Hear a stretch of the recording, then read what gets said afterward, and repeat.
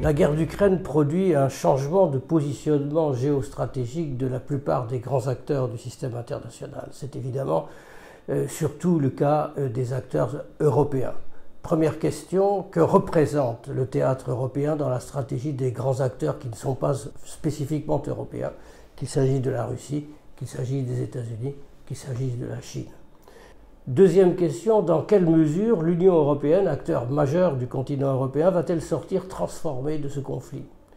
Transformée en termes de solidarité politique, de rapport avec l'Ukraine, de rapport avec la Russie, mais aussi en termes de problématiques d'élargissement ou de renforcement de sa dimension de sécurité et de défense. Est-ce que la guerre d'Ukraine va déboucher sur une réelle défense européenne, ce fantasme qui est entretenu continuellement depuis plusieurs décennies et qui peine à se concrétiser?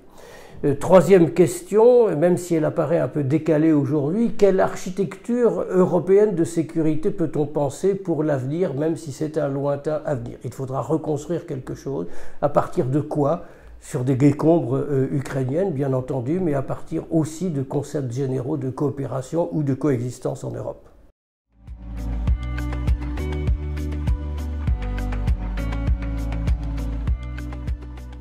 Avec la guerre d'Ukraine, c'est le conflit armé qui revient en Europe. Et nous redécouvrons, nous autres Européens, qui vivons sur un esprit pacifique, voire pacifiste depuis des décennies, toutes les dimensions de ce conflit armé. Alors d'abord, quelles sont les leçons concrètes de l'affrontement ukrainien en termes de type d'armement, en termes de volonté politique, en termes de mobilisation des peuples? Quelles sont les leçons que nous devons tirer, nous autres Européens, de cet affrontement?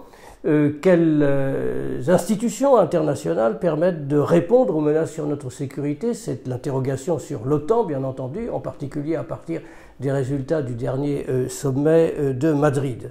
Il s'agit donc de redécouvrir les dimensions concrètes du conflit armé que nous avions tendance à oublier, nous autres Européens, après des décennies de paix, mais il s'agit de découvrir aussi ce qui entoure le conflit armé.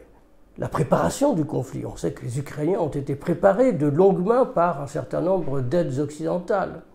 L'utilisation de l'arme économique, qui est l'arme majeure utilisée à l'heure actuelle par les États-Unis et surtout par les Européens sous forme de sanctions. L'importance de la communication, qu'elle soit une communication du champ de bataille avec le ciblage venu des technologies spatiales ou qu'elle soit tout simplement une communication politique qui a beaucoup contribué à l'élargissement de l'assise internationale de l'Ukraine. Deux questions militaires directes sont posées en particulier aux Européens mais à tous les grands acteurs à partir de ce conflit. La dimension nucléaire, est-ce que le conflit en Ukraine va déboucher sur une nouvelle dynamique de prolifération nucléaire? Après tout, c'est parce qu'il existe du nucléaire en Europe et autour de l'Europe que l'escalade ne s'est pas produite sur le continent européen.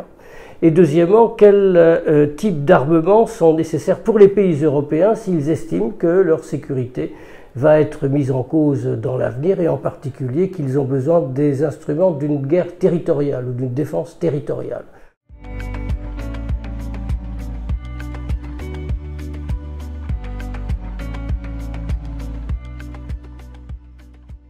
La guerre d'Ukraine menace de nous faire oublier que la sécurité européenne ne se joue pas exclusivement en Europe.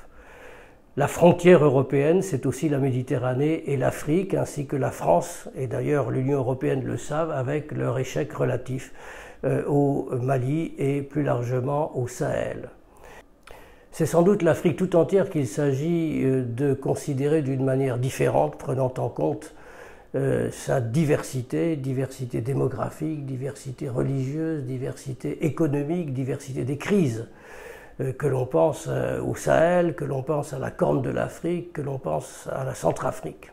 C'est l'ensemble de ces diversités africaines qu'il s'agit de considérer pour refonder notre stratégie française et européenne en Afrique, en un temps où de nombreux acteurs extérieurs prennent ce continent pour un champ clos d'affrontements, qu'il s'agisse de la Chine, qu'il s'agisse de la Russie, qu'il s'agisse de la Turquie ou d'autres intervenants. C'est l'ensemble de ces stratégies qu'il s'agit d'inscrire dans une nouvelle géopolitique qui prenne en compte le fait que notre sécurité ne se crée pas seulement en Europe, mais aussi sur notre frontière sud.